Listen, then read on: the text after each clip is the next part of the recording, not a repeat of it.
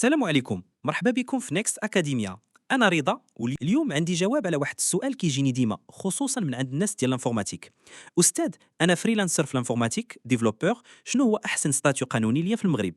شوفوا، أول فكرة كتجي للبال هي ندير مقاول ذاتي أوتو انتربرونور أو مساهمة مهنية موحدة سي بي او، سهلة والضريبة فيها قليلة، ياك؟ هنا فين كاين الخطأ الكبير. القانون المدونة العامة للضرائب واضحة جدا في هذه النقطة. مقدمو الخدمات المعلوماتية بريستاتير دو سيرفيس انفورماتيك مستبعدون بشكل صريح من هذه الأنظمة المبسطة بجوج. نعودها، إلا كنتي خدام في سيرفيس انفورماتيك ما عندكش الحق دير مقاول ذاتي. هذه هي المعلومة الحاسمة اللي خاص كل شيء يعرفها. إذا كشخص ذاتي بيرسون فيزيك، القانون كيفرض عليك الدخول في الأنظمة المعقدة ديال ريزيلتا نت ريال أو سامبليفي، والضريبة على الدخل ليير كتكون طالعة. هادشي علاش في غالب الأحيان الحل الأنسب والأكثر احترافية هو تأسيس شركة، وتحديدا شركة ذات مسؤولية محدودة SARL. علاش؟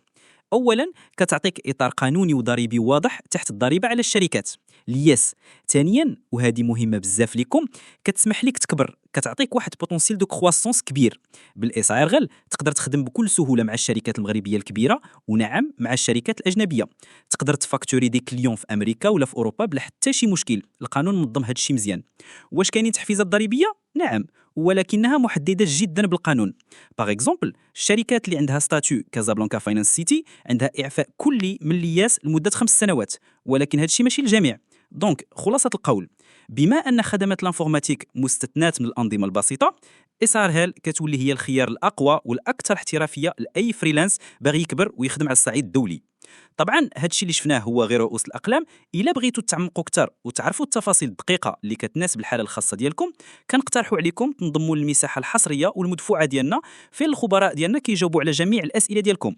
باش تنضموا يكفي تكتبوا كلمه نيكس في التعليقات لتحت او صيفطوا لنا ميساج، والفريق ديالنا غادي يتواصل معكم شخصيا باش يساعدكم تكملوا عمليه التسجيل.